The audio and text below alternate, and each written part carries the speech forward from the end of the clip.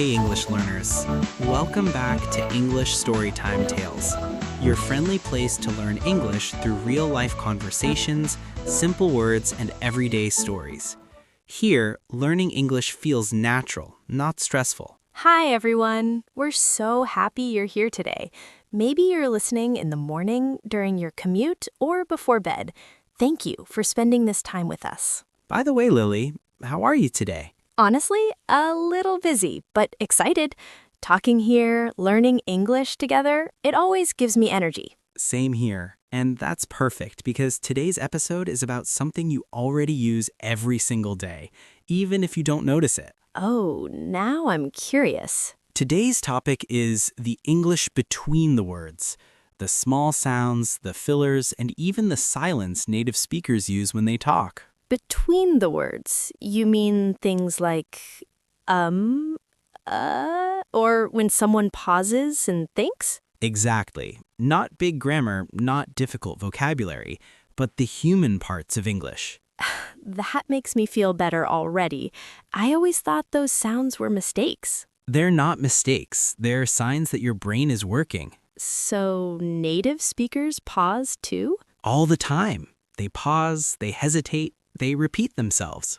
Wow, no one ever told us that. That's why today's episode is important. We're slowing English down. So relax, friends. You don't need perfect English here. And don't skip the ending. We have a fun challenge and a small surprise just for you. All right, friends, let's start today's English story together.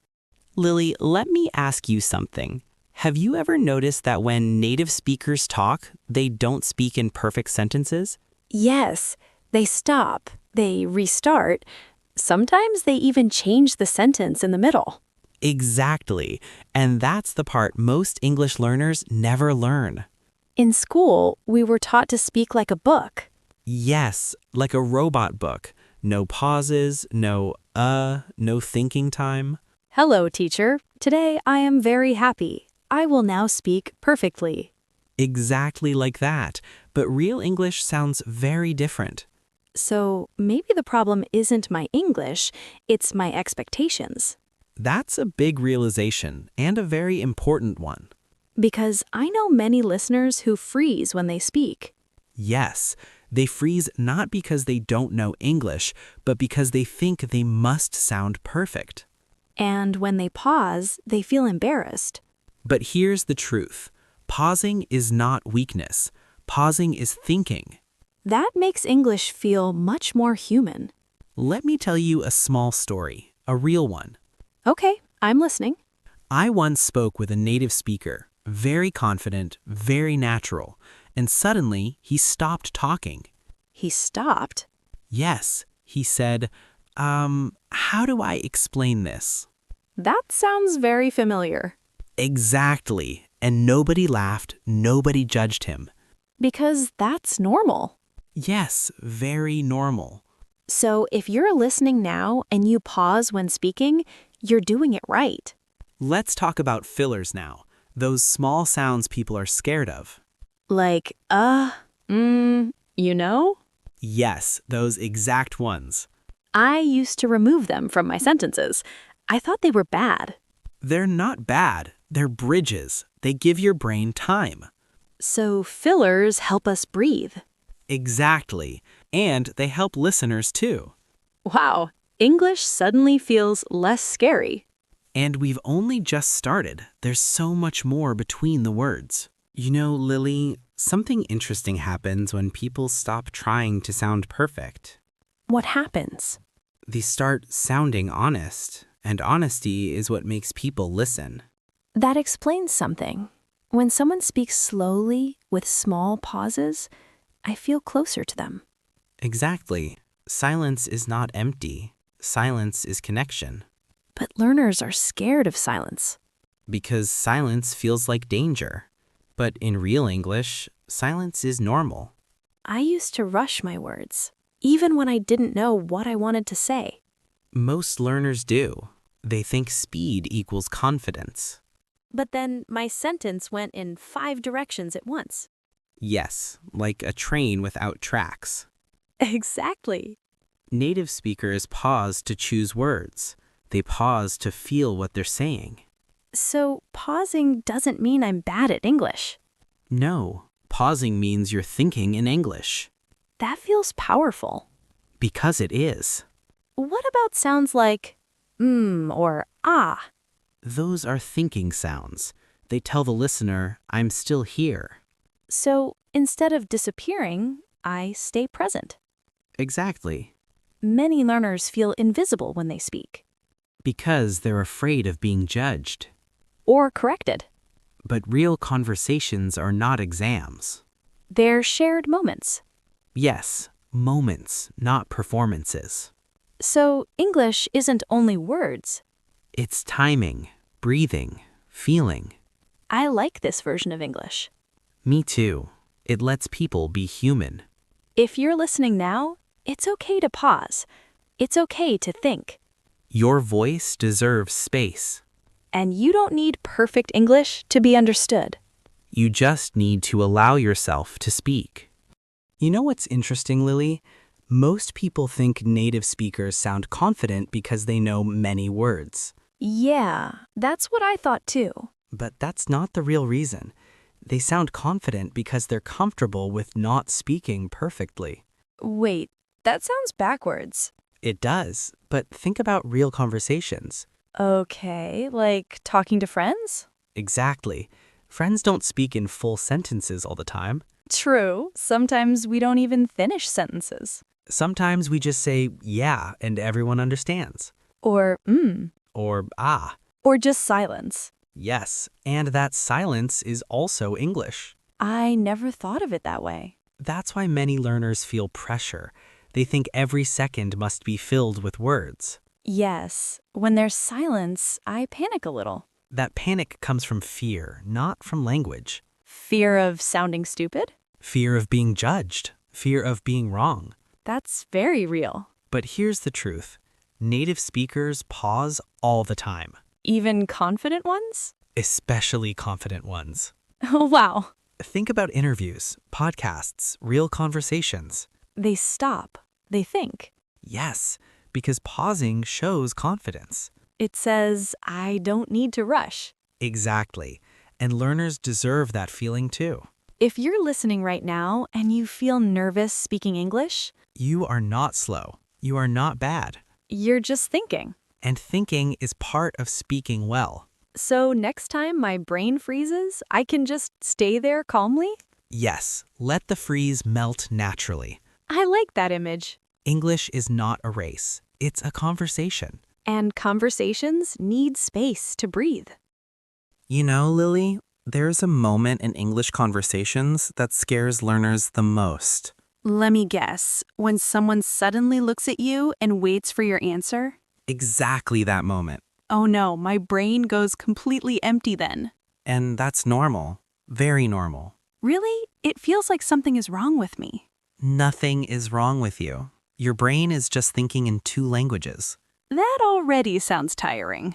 It is tiring. That's why native speakers rely on small sounds and fillers. Like and Yes, those sounds are not mistakes. They're not? They're tools. They buy you time. Time is exactly what I need. Everyone needs time, even people who sound fluent. But why do learners feel guilty when they pause? Because in school, we're taught that silence means we don't know the answer. Oh, so silence feels like failure. But in real life, silence often means I'm choosing my words. That sounds much nicer. Let me tell you something. I once watched two native speakers talk for almost an hour. And? And they said, and yeah, more than complete sentences. No way. Yes way, and nobody thought they were stupid. Oh, that makes me feel lighter. Good. That's what real English should feel like. Sometimes I don't need better words. I just need permission to pause. And you have that permission right now. If you're listening, try this with us. Say out loud, and don't rush. Perfect. That sound alone keeps the conversation alive. It feels strange, but good. That's because confidence often feels quiet, Not loud, not fast. just calm, just present. You know, Lily, there's something interesting about fillers. What do you mean? I mean, they don't really add information, but they add comfort. Comfort sounds nice. Exactly. They make conversations feel human. So when someone says it's kind of hard, they're not weak? Not at all. They're being honest. I always thought kind of meant my English was bad. No, it means your English is natural. That feels like a big weight coming off my shoulders. A lot of learners carry that weight. They try to sound perfect. And perfection is exhausting. Very exhausting. My brain feels like it's running a marathon when I try to be perfect. Mine too, with no water breaks. That's unfair. Exactly why fillers exist. What about you know? I hear it everywhere. You know is like opening a door. A door. Yes, it invites the listener in. So I could say, I was tired, you know? Perfect. That sounds very natural. It feels like I'm talking to a friend. That's the goal. English is not a performance. It's connection. Exactly. But wait, when people say, I mean, are they correcting themselves? Sometimes. Sometimes they're just thinking out loud. Oh, good. I always panic. You don't need to panic. Native speakers don't know what they're saying half the time either. That makes me feel so much better. Here's the truth. Fluency is not speed. Mm-hmm. It's comfort. It's rhythm. It's feeling safe enough to pause. I wish someone told me this earlier. I know, but you're here now. If you're listening and thinking, this is me, you're not alone. And you're not behind. You're learning the real English. Lily, can I ask you something a little different today? Of course. What's on your mind? Have you ever noticed that sometimes the most powerful part of a conversation is the moment when nobody speaks? Yeah, I think I know what you mean. That little space, that silence. But silence scares me sometimes. You're not alone. A lot of English learners feel that way. When I stop talking, my brain starts shouting. Ah, the inner voice again. Yeah, it's like, say something, say anything. I know that voice very well. Sometimes I talk not because I have something to say, but because I'm scared of the silence. That's very human. But here's something important. Okay. Silence is not failure. Silence is thinking. Thinking in English? Exactly. That changes everything. Let me tell you a small story. Nothing dramatic, just real life. I like those stories. I once had a conversation with someone learning English. Every time they paused, they apologized. Oh, I'm sorry, I'm thinking. Exactly that. I do that too. But here's the thing. Native speakers pause all the time. Really? Yes, all the time. Really? Yes, they pause, they think, they say, and nobody panics. Ugh. So silence doesn't mean I'm bad at English. No, it means you care about what you say. I've been so hard on myself. That's okay. You're learning a new way now. If you're listening right now and you feel nervous about pauses, please hear this. You are allowed to pause. You are allowed to breathe. Your English doesn't need to rush. And sometimes the quiet moments are where confidence begins. You know, Lily, when people hear pause, they think it means something went wrong. Yeah, like the conversation is broken. But in real English, pauses are everywhere, Even with native speakers? especially with native speakers. Oh, wow, that actually makes me feel better already. Let's imagine something very simple. Two people talking, nothing fancy. Okay, I'm listening. Natural rhythm, one person says, "So, what do you think?" I'd probably panic right there. Most learners do, My brain would be like, answer fast or you look stupid. but native speakers don't rush. They don't? They might say, "Well, I mean, that's a good question." Oh, so that's what those words are for. Exactly, those are thinking sounds. They're not mistakes. They're bridges. Bridges. I love that. Fillers and pauses help you cross from thinking to speaking. So instead of freezing, I can just pause? Yes, and nobody will judge you for it. I remember once at work, I stayed silent too long. What happened? Someone asked, "Are you still there?" Ah, that moment. I wasn't gone. I was just thinking. And that's okay. Thinking is allowed. If that has happened to you, you're not bad at English. And you're just human. And humans need time to find words. Here's the secret. Native speakers use silence. How? They pause to sound thoughtful. Not weak. Not weak, thoughtful. That changes how I see myself. Sometimes silence says, "I care about this answer." I never thought of it that way. And this is where confidence really begins.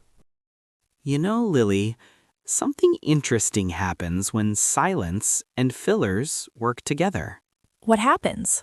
They stop being enemies and start becoming tools. Tools, not problems. Exactly. I think I've been fighting them. The pauses. The you know. Most learners do. They think fluent English means never stopping. Like a robot.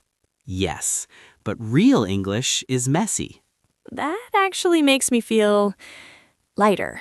Because real conversations aren't performances, they're shared moments. Yeah, they're not exams. And no one is counting your pauses. I wish I knew that earlier. It's okay, you know it now. I remember one time I was talking to someone in English and I forgot a word. What did you do? I froze. My mind went blank. That moment is so familiar. I thought, they can see I'm not good at English. But what if they were just waiting?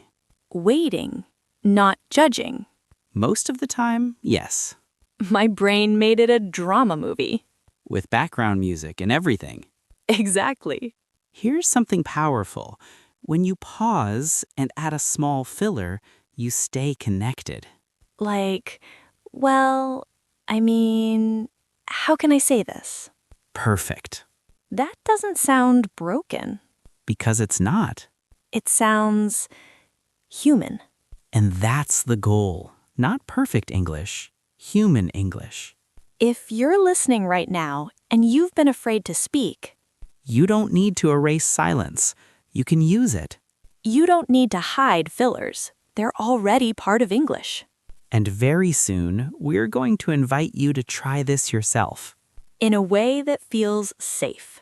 No pressure, just practice. You're doing better than you think. You know, Lily, something feels different now. Different how? Earlier, we were talking about English, but now it feels like English is starting to feel closer. Yeah, like it's not far away anymore. Exactly. I think something important happens when people stop trying to sound perfect.